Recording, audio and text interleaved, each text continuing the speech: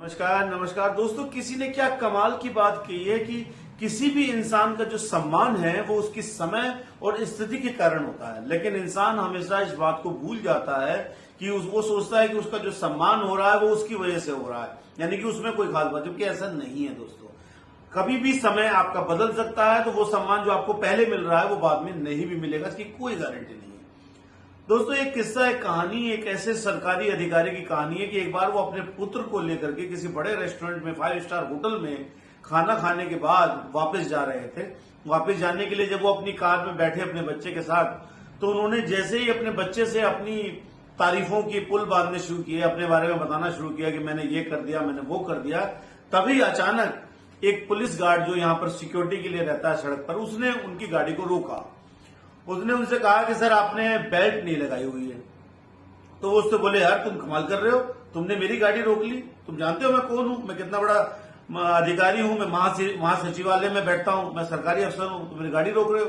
बोले, सर आप जो मर्जी हैं, मुझे इससे कोई मतलब नहीं है, आप जो नियम है सुरक्षा के वो आपको पालन करने पड़ेंगे। एक तो आप खुद भी बेल्ट नहीं लगाए हैं, ऊपर से आपने अपने बच्चे को भी नहीं सिखाया, वो भी बिना बेल्ट के सड़क पर इस तरह से गाड़ी में आप लोग बैठे हुए हैं।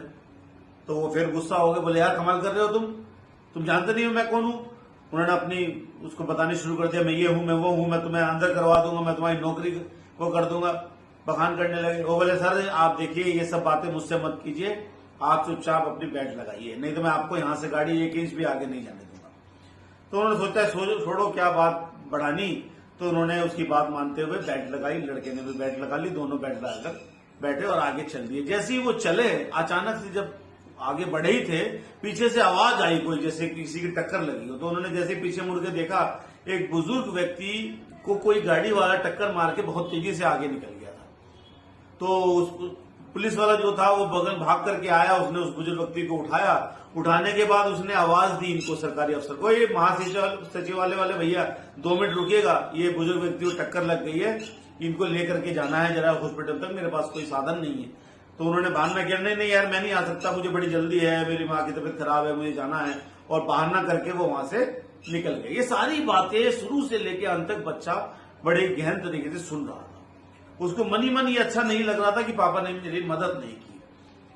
तो वो कैसे भी करके पुलिस वाला फिर वो कंधे पे उस बुजुर्ग व्यक्ति को उठा करके ले गया अस्पताल में, जाकर के उसने उनका इलाज वगैरह कराया और उनको सुरक्षित घर पहुंचा दिया। अगले दिन जब बच्चा बैठा चाय के लिए, सुबह नाश्ते के लिए बैठा हुआ था, तो वो न्यूज़पेपर पढ़ रहा था। बच्चे ने न्यूज़पेपर में पढ़ा कि उस पुलिस वाले की फोटो छपी है बहुत बड़ी बड़ी, उसमें लिखा है कि देखिए कितना बहादुर पुलिस वाला है, एक कंधे पर एक बुजुर्ग व्यक्ति को उठा करके अस्पताल पहुंचा दिया और ले जाकर उसका इलाज कराया और उनको घर पहुंचाया। तभी उस बच्चे ने वो न्यूज़पेपर ले जाकर के अपने पापा के पास ले गया, उनको एक न्यूज़पेपर दिखाया, पापा ये न्यूज़पेपर पढ़िए, इसमें आपके लिए बहुत ही काम की खबर छपी है।